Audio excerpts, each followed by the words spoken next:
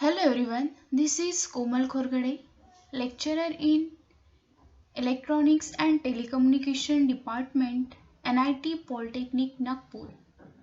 In last lecture, we are start our first chapter, that is Electronics Measurement and Instrument, and also discuss about the unit number 1 and start our topics characteristic of measurement. Today's topic is characteristic of measurement. In last lecture, we are discussed about the range and span, accuracy and precision, reliability, calibration, hysteresis and dead zone and drift, which is static characteristic of measurement. And today's section is static characteristic and dynamic characteristic. इसके पहले lecture में भी हमने static characteristic पढ़े थे. आज हम remaining static characteristic पढ़ेंगे और उसी के साथ हम डायनामिक कैरेक्टरिस्टिक भी पढ़ेंगे. So before start our today's topic, first of all we discuss about the learning outcomes. So the learning outcomes are: discuss about the characteristic of measurement, able to learn about static measurement, able to learn about dynamic measurement. ये हमारे हैं आज के topic के learning outcomes. So start with sensitivity. सभी लोगों ने word सुना है सेंसिटिविटी क्या होता है. तो so sensitivity can be defined as ratio of change in output to the change in input which purchase it as a steady state condition. क्या है sensitivity? It is a ratio of change in output to the change in input. Now see here, ये हमारा characteristic है. क्या है? ये हमारा output है और ये हमारा input. तो अभी सेंसिटिविटी चेक करेंगे. हमारा एक आधा इंस्ट्रूमेंट है, उसके ये रीडिंग से, तो जैसे मैं इनपुट दे रही हूँ वैसे ही देखो यहाँ पे मेरा आउटपुट दिखा रहा है.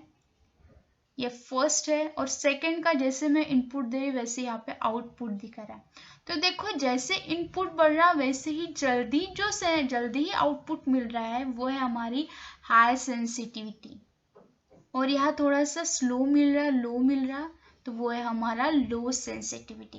मीन्स जितने जल्दी हमें रिस्पॉन्स मिलेगा मतलब क्या है, वो सिस्टम हमारी सेंसिटिव है, और जितने उसका कम रिस्पॉन्स मिलेगा, धीरे रिस्पॉन्स मिलेगा, मतलब वो उसकी सेंसिटिविटी कैसी है, लो सेंसिटिविटी है. तो ये होता है हमारा sensitivity. Next threshold. And the threshold is if the input quantity is slowly varied from onwards output is not shown until some minimum value of input is exceeds this maximum value of input is called threshold of instrument. Now see here, ये हमारा graph है, ये मेरा output है और ये मेरा input है. बट मैं पहले जो इनपुट दे रही हूँ वहाँ पे मेरा कुछ भी आउटपुट नहीं मिल रहा. थोड़ा सा बढ़ाया इनपुट, फिर भी कुछ भी आउटपुट नहीं मिल रहा. थर्ड पे भी कुछ नहीं आ रहा. और फिर उसके बाद कुछ देर बाद हमें मिल रहा, हमारा सिस्टम क्या हो रहा, वर्क कर रहा. तो ये जो बीच की गैप है इसको क्या हम बोलेंगे, ये गैप को जहाँ से हमारा आउटपुट बढ़ रहा उसको threshold of the instrument. Now see, quantity is slowly varied from onwards the output is not shown until some minimum value of the input is exceed. है यहाँ पे हमें कुछ भी आउटपुट नहीं मिल रहा, but this maximum value of input is called as threshold of the instrument. और जहाँ से हमारा आउटपुट दिखाना स्टार्ट होगा वो मैक्सिमम वैल्यू को हम बोलेंगे threshold of the instrument. Now next is repeatability, and the repeatability of the instrument to reproduce the output reading when the same measurement value is applied to it consequently under the same condition and same direction. क्या हो रहा है, repeatability मतलब reproduce the output reading when the same measurement value is applied. मैं same measurement value applied कर रही हूँ और वो जो output आ रहा मेरा वो repeat आ रहा, उसको हम बोलेंगे repeatability.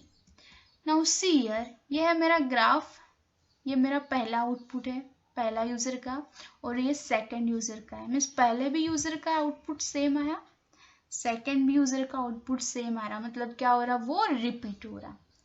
Now next is reproducibility. And the reproducibility of an instrument, it's a degree of closeness with which same value of variable can be measured at different types. क्या है, सेम वैल्यू आएंगी but use करना रहे हमारे different है, वो degree of closeness को हम बोलेंगे रिप्रोड्यूसिबिलिटी. नाउ सी हियर, पहला यूजर है उसने ये आउटपुट दिखाया, उसने ये आउटपुट ऑब्जर्व किया, सेकेंड यूजर ने ये आउटपुट ऑब्जर्व किया, थर्ड यूजर ने ये आउटपुट ऑब्जर्व किया. मीन्स क्या है, ये आउटपुट के आसपास ही आ रहा है, मीन्स डिग्री ऑफ क्लोजनेस. अभी इसी को हम बोलेंगे reproducibility. Now last one is linearity, and the linearity is, it is defined as the ability to reproduce the input characteristic symmetrically.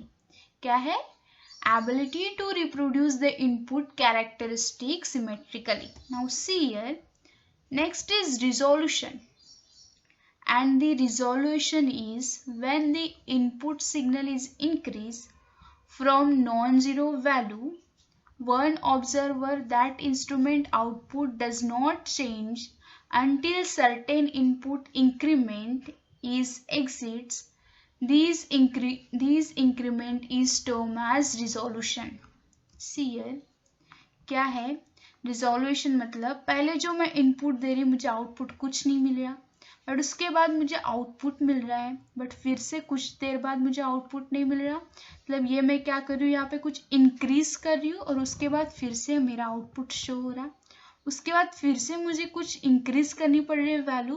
तो वो जो वैल्यूज हम इंक्रीज करते हैं और हमें आउटपुट मिलता है, उसी को हम बोलते हैं resolution.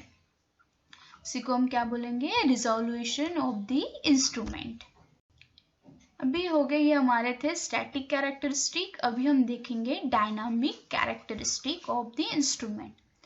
First is speed of response. भी इसी में दिख रहा हमें क्या होगा, स्पीड ऑफ रिस्पॉन्स मीन्स हमारे इंस्ट्रूमेंट का रिस्पॉन्स कैसे. Now see here, it is defined as rapidly with which can instrument to change in value of the quantity being measured. क्या है, एक हमारे पास सिस्टम है, फॉर एग्जांपल हमारा एमीटर ही लो, उसके बाद मुझे करंट मेजर करना है, तो वो कितने जल्दी वो करंट मेजर करता है, वो क्या हो गया उसका स्पीड ऑफ रिस्पॉन्स. मीन्स मैं इनपुट दे रही हूँ और वो कितनी जल्दी हमें रिस्पॉन्स दे रहा, वो है हमारा speed of response. Second is Fidelity, and the Fidelity is, it is the degree to which an instrument indicate the change in measured variable without dynamic error. क्या है, degree to which an instrument indicate the change in measured. वो जो हम degree measured कर रहे हैं उसका जो चेंज होगा, वो चेंज इन मेजर्ड को ही बोलेंगे हम फिडेलिटी. और वो भी जो मेजर्ड होगा वो कैसे होगा, विदाउट डायनामिक एरर, उसमें कोई भी एरर नहीं आएगा, वो मतलब है हमारी fidelity. Now see here one example, if the input is a sine wave, then for 100% fidelity the output should be also sine wave. Means अगर इनपुट में साइन वेव दे रही हूँ तो मेरा आउटपुट भी क्या आएगा, साइन वेव, वो मतलब है मेरा Fidelity. Now next characteristic is overshoot. And what is overshoot? The overshoot is defined as the maximum amount by which the pointer move beyond the steady state. क्या है overshoot? Maximum amount by which the pointer move beyond the steady state. Steady state हमारा instrument है, उसकी range के अगर बाहर जा रहा, रेंज के बाहर पॉइंटर मूव होगा, वो मतलब है मेरा overshoot. Now summarise today's topic. आज के इसमें क्या पढ़े हमने, static characteristic, linearity, resolution, reproducibility, ये थे हमारे स्टैटिक कैरेक्टरिस्टिक। और उसके बाद हमने पढ़ा था dynamic characteristic which is speed of response, overshoot and fidelity. So I hope all are understand today's session. In next session, we will learn about the types of error in measurement. Next class में हम पढ़ने वाले हैं types of error in measurement, जो कि हमारे measurement में कौन से एरर्स ऑकर होंगे वो देखेंगे. So student, thank you.